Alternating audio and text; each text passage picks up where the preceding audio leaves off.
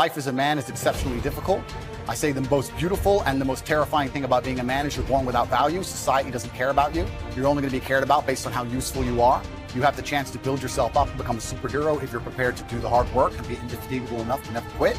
But if you're going to stand around and wait for a handout, nobody's going to ever respect you. I think that a lot of people have forgotten about how difficult and how competitive it is as a man. We're always in constant competition with each other. And it's your duty as a man to stand up and say, I want to be as important and strong and good-hearted and God-fearing as possible. And I need to work hard to achieve those things. If you look at the true warriors of humanity, you look at the true empire builders, you look at the true titans who are constructing a better world, they're less about pleasure seeking because they understand that if you want to have a great life, a soaring life, look at what most people do and do the opposite. Growth comes through discomfort. You look at a great athlete, it's the way they show up in the championship game is simply how they showed up in the lonely light of the early hours at practice. To have the results only 5% of the population have. You've got to be willing to do the things that only 5% of the population are willing to do. I was a 4-time kickboxing world champion. For 12 years, I trained 5 hours a day, 6 days a week. And I was motivated to train probably about 25% of the time. The rest of the time I went because I am disciplined. You don't feel like going through that on a Wednesday morning when you wake up, and you have to do it because you're disciplined. You're either a disciplined individual or you are not a disciplined. There's a difference between want and want. And I say this all the time. People say to me, I want to be rich. And I say, okay, well, I want to be able to ice skate. But I don't want to be able to ice skate enough to go learn how to ice skate. I can't be bothered. I mean, surely if I could click my fingers and be a figure skater, I'd click my fingers. Who wouldn't? So I don't want to actually go train because I don't want it enough. And this is the exact point with money. Everyone wants money put on their lap. If you truly wanted money, you wouldn't be able to sleep until you fucking had it. The masters make the hardest things in the world look easiest. And in the moments where you push yourself, those moments tend to lead to success. But you've got to stop rationalizing, stop making excuses, stop telling yourself little watered down assessments of where you're really at. Tell yourself the truth. And the truth shall set you free. And the truth that I had to come to grips with, that I wasn't in charge of my destiny. The truth was that I wasn't giving all that I had. The truth was that there are some things that I wanted to do, but I didn't have the courage to act on those things. I had to start looking at my life differently. I started going to work earlier. I started being the last one to leave there. I started working harder than anybody else. I am not motivated to do the things I'm supposed to do. I don't wake up full of joy. I have to go to the gym, or that I have to work, or I deal with crap. I don't feel motivated to do them. I'm disciplined. I do them regardless of how I feel. Whether I'm in the mood to do it or I'm not in the mood to do it, it gets done. That's discipline. Discipline's a real thing. Motivation is fleeting. You're never going to be permanently motivated. If you're the kind of person who can only try hard at something he enjoys, then you're going to fail. If you truly want to win, you can't only want to win when you're happy, and you can't only want to win when you're motivated. You're competing against men like me who will perform even when it's raining, not only when the sun is shining. And if you're going to be the kind of person who can only do it in one of those scenarios, you are going to lose. You must be prepared to perform all of the time. I have a lot of people who message me and say, I struggle with motivation. My answer is simple. Then stay a loser. If you can't find the motivation to not be a loser, then I strongly recommend you just stay a loser, stay in your lane, and stay out of my way. I have no time for people who cannot find the motivation to fix themselves and fix their own lives.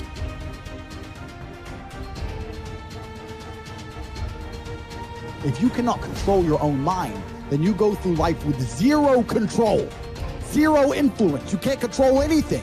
You're just a feather in the wind, waiting for life to blow you from happy place to sad place to happy place to sad place, completely hoping on the gods to be fortunate to you, because if any genuine discomfort comes your way, we're clouded with doubt, and we wonder why it is so difficult for us to grow into the best version of ourselves. We wonder why it is so difficult to climb that mountain, to get over that obstacle. It's because we are not looking at the opportunity with the right perspective.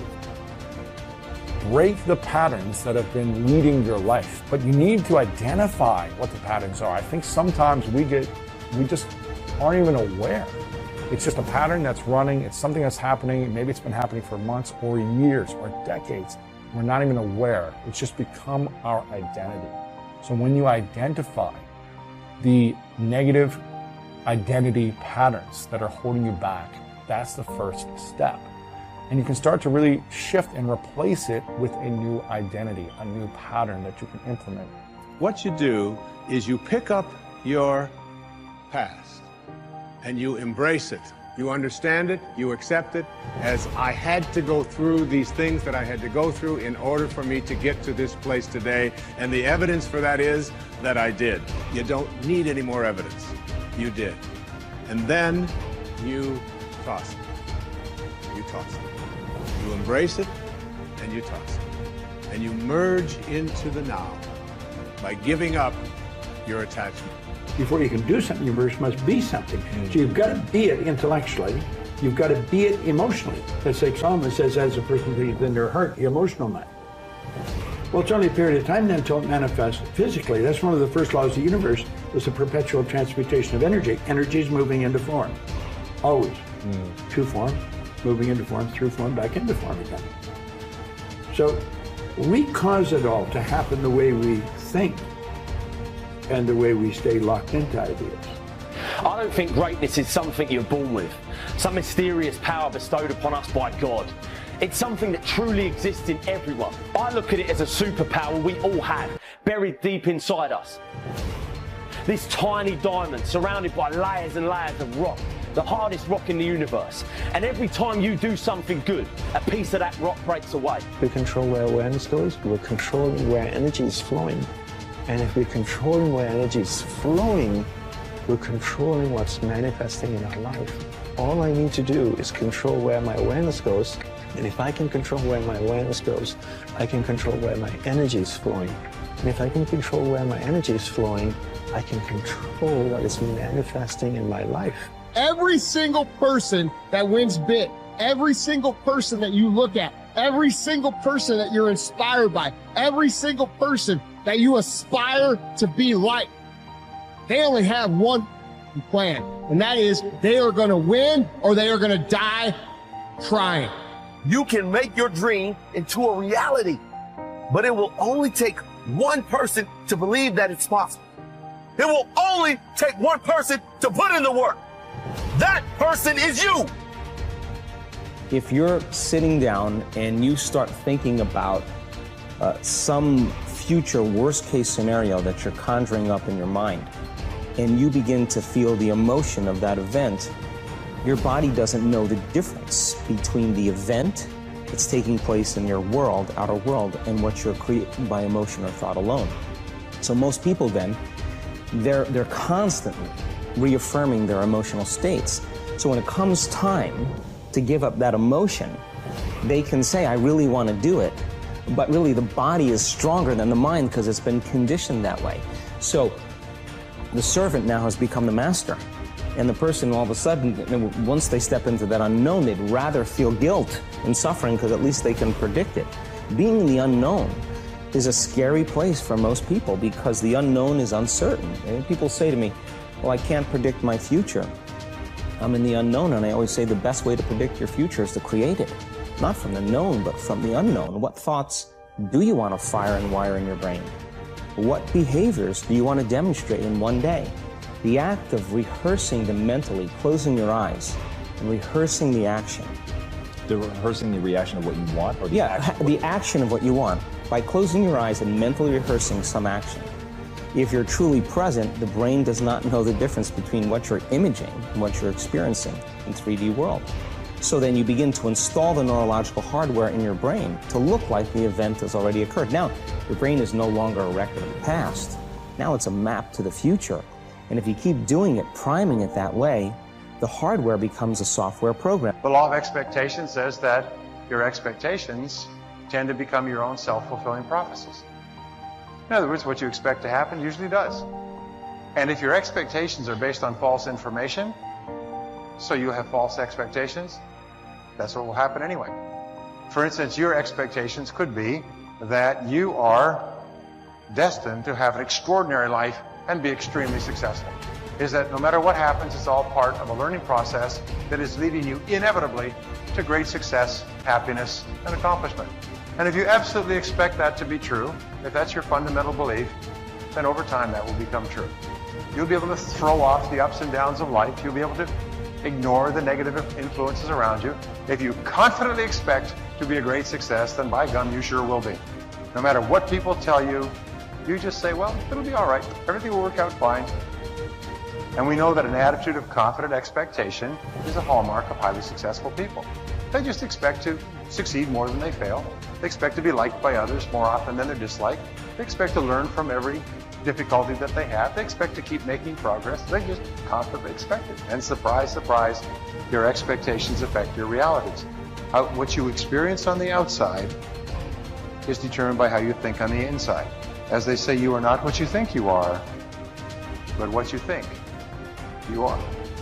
In the Bible it says, as a man thinketh in his heart, which means in his subconscious mind, way down deep, so is he. According to your faith, it's done unto you, and so on. Big picture thinking can benefit any person in any profession. When somebody like Jack Welch tells a G employee that the ongoing relationship with the customer is more important than the sale of an individual product, he's reminding them of the big picture. When two parents are fed up with potty training, poor grades or benders, and one reminds the other that the current difficult time is only a temporary season, then they benefit from thinking big picture. You have to think anyway, so why not think big? Big picture thinking brings wholeness and maturity to a person's thinking. It brings perspective. It's like making the frame of a picture bigger in the process, expanding not only what you can see, but what you are able to do. Big picture thinkers are never satisfied with what they already know. They are always visiting new places, learning new skills. And because of that practice, they often are able to connect the unconnected. They are lifelong learners. To help me maintain a learner's attitude, I spend a few moments every morning thinking about my learning opportunities for the day.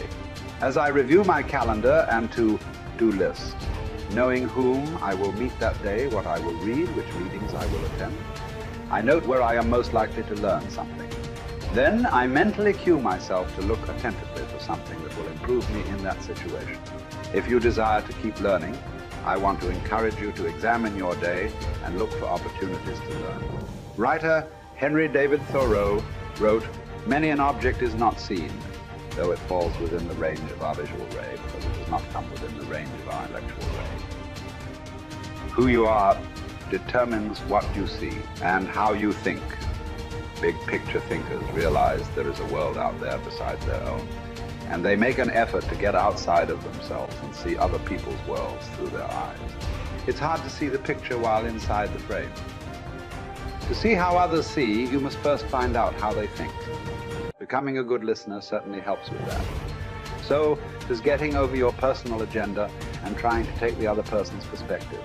French essayist Michel Ayquem de Montaigne wrote, "The value of life lies not in the length of days, but in the use we make of them. A man may live long yet live very little. The truth is that you can spend your life any way you want, but you can spend it only once. Becoming a big picture thinker can help you to live with wholeness, to live a very fulfilling life. People who see the big picture expand their experience because they expand their world. As a result, they accomplish more than narrow-minded people. And they experience fewer unwanted surprises too, because they are more likely to see the many components involved in any given situation. Issues, people, relationships, timing, and values. They are also, therefore, usually more tolerant of other people and their thinking.